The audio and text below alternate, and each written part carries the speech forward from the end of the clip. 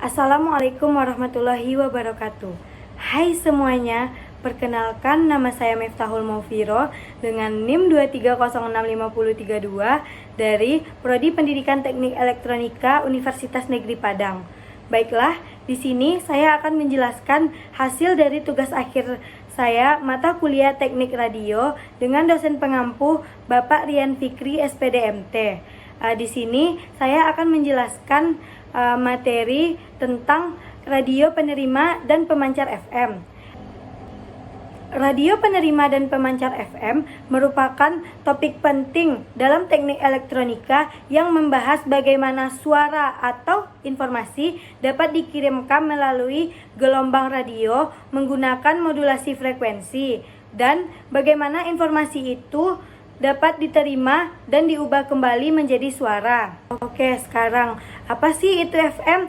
Jadi, FM atau frekuensi modulation adalah teknik modulasi di mana frekuensi gelombang pembawa diubah-ubah sesuai dengan amplitudo sinyal suara yang membawa informasi.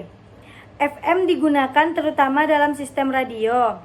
Di Indonesia dan banyak negara lain, rentang frekuensi FM adalah 88 MHz sampai dengan 108 MHz. Semakin tinggi frekuensi, maka semakin pendek panjang gelombangnya. Di Indonesia dan prinsip kerja dari radio FM ini, yang pertama yaitu suara manusia ditangkap oleh mikrofon. Lalu mikrofon mengubah suara menjadi sinyal listrik, dan sinyal listrik ini digunakan untuk memodulasi frekuensi dari gelombang pembawa. Selanjutnya, sinyal yang telah dimodulasi dikirim melalui pemancar, dan terakhir antena penerima menangkap sinyal ini dan memproses sehingga dapat dikonversi kembali menjadi suara oleh speaker. Inti dari FM ini bukan amplitudo yang berubah, tetapi frekuensi sinyal pembawa. Inilah yang membuat FM lebih stabil terhadap noise atau gangguan.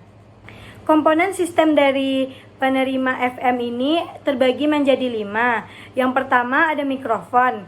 Fungsinya mengubah suara menjadi sinyal listrik. Jenis mikrofon dinamis atau elektret. Yang kedua ada osilator RF. Fungsinya menghasilkan gelombang pembawa berfrekuensi tinggi, contoh sampai 100 MHz. Biasanya menggunakan transistor dan LC circuit. Yang ketiga ada modulator. Fungsinya menggabungkan sinyal suara dengan gelombang pembawa menggunakan teknik modulasi frekuensi atau FM. Outputnya adalah sinyal RF termodulasi. Yang keempat ada penguat RF atau RF amplifier. Fungsinya memperkuat sinyal termodulasi agar cukup kuat untuk dipancarkan. Diperlukan agar sinyal dapat menjangkau jarak yang lebih jauh. Selanjutnya kita akan membahas tentang komponen sistem penerima FM. Yang pertama ada antena penerima. Fungsinya menangkap gelombang elektromagnetik dari udara. Gelombang yang ditangkap kemudian diubah menjadi sinyal listrik. Yang kedua ada tuner. Penyetel frekuensi. Fungsinya memilih sinyal dan frekuensi tertentu, misalnya 102,3 MHz. Tuning dilakukan dengan mengatur nilai kapasitor atau induktor dalam rangkaian LC. Yang ketiga ada demodulator FM. Fungsinya mengambil informasi suara dari sinyal FM yang diterima. Contoh rangkaian DM passis, detektor rasio, Foster Siley, discriminator. Yang keempat ada penguat audio. Fungsi memperkuat sinyal audio hasil demodulasi agar bisa didengar. Biasanya terdiri dari beberapa tahap amplifier, transistor, atau IC audio amp. Yang terakhir ada speaker. Fungsinya mengubah listrik menjadi suara yang bisa didengar oleh manusia. Perbandingan pemancar dan penerima FM. Perbedaan utama antara pemancar dan penerima FM terletak pada arah aliran sinyal dan fungsinya. Pemancar FM menerima input berbagai suara dari mikrofon, lalu mengubahnya menjadi sinyal RF atau gelombang elektromagnetik untuk dipancarkan. Sebaliknya, penerima FM menangkap sinyal RF dari udara sebagai input, kemudian mengubahnya kembali menjadi suara yang dapat didengar melalui speaker. Jadi, pemancar mengubah suara menjadi sinyal radio, sedangkan penerima mengubah sinyal radio kembali menjadi suara. Baiklah, saya akan melihatkan skema blok pemancar dan penerima FM. Untuk pemancar FM, yang pertama itu ada suara akan pergi ke mikrofon akan dibawa ke modulator dengan osilator, lalu ke RF amplifier, dan terakhir ke antena.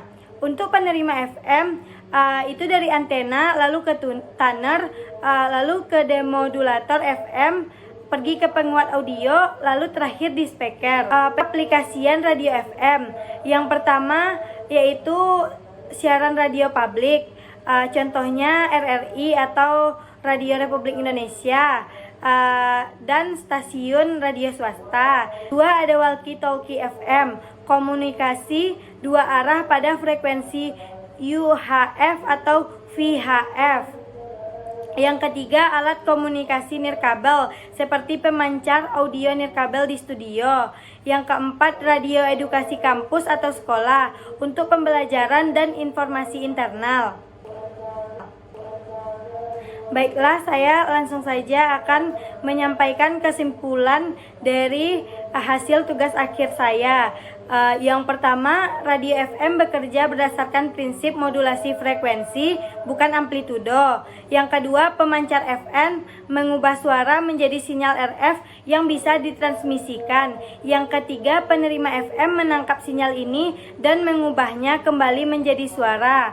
Yang keempat, FM banyak digunakan karena tahan terhadap noise dan memiliki kualitas suara yang tinggi. Baiklah teman-teman, mungkin hanya itu yang bisa saya presentasikan. Salah dan janggalnya saya mohon maaf. Terima kasih sudah menyaksikan. Saya tutup. Assalamualaikum warahmatullahi wabarakatuh. Dadah teman-teman.